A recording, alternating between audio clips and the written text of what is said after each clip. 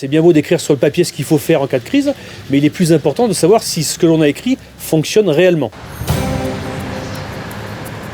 La particularité de l'exercice d'aujourd'hui, c'est que c'est un exercice qui est porté par le SMAB, donc par un syndicat de bassin, que cet exercice concerne plusieurs communes, que ces communes se mettent en situation face à un même événement, une inondation, et que l'objectif est de se coordonner entre les communes, d'assurer, on va dire avec une réflexion intercommunale, la gestion de l'événement, la sauvegarde de la population, et de se coordonner dans le même temps avec les services de secours pour assurer une réponse plus opérationnelle, plus efficace sur le territoire. Oui, allô ? Monsieur le maire. Oui. Monsieur Dupart, à nouveau du syndicat de la Bourbe. Oui. Du coup, je vous informe que le bassin de la Bourbe est officiellement placé en état de crue. Oui. Donc, les cours d'eau commencent à déborder. Et donc, du coup, dans ce cadre, on a mis en place un poste de commandement interservice à la caserne des pompiers de la Tour du Pin. Voilà, donc là, je me dirige à la caserne. Là, je suis presque arrivé. Le PCS à la mairie est donc armé par le personnel et les élus qui peuvent être présents. Pas de souci, je vous attends, je suis là. D'accord. On est là, donc à tout de suite. À tout de suite. La gestion de crise ne s'improvise pas. L'entraide et la solidarité intercommunale non plus. C'est pour cette raison que l'Institut des risques majeurs propose aux différentes collectivités territoriales des exercices de crise grandeur nature, mettant en jeu une ou plusieurs communes autour d'un scénario fictif. Mais malgré tout, très réaliste.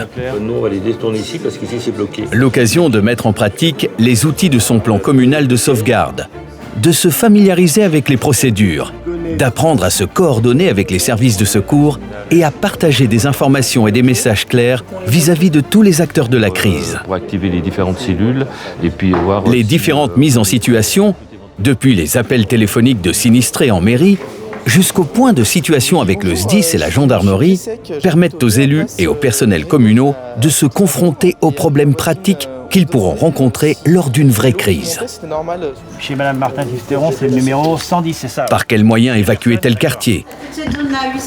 Quels sont les axes routiers à couper? Quel organisme contacter pour faire analyser le réseau d'eau potable? Autant de questions auxquelles les élus doivent répondre pour assurer la sauvegarde de leur population. Car la gestion de crise ne s'improvise pas. On interpelle les agents techniques aussi bien pour mettre des barrières que pour aller chercher des membres de la population. Mais n'empêche que sur notre commune, ils étaient seulement 3 plus 2 bénévoles avec des véhicules. Et on se rend compte qu'au bout d'un moment, 5 véhicules, ça ne suffit pas. Alors, les grosses difficultés qu'on a sur Saint-Clair, c'est la communication au niveau des téléphones.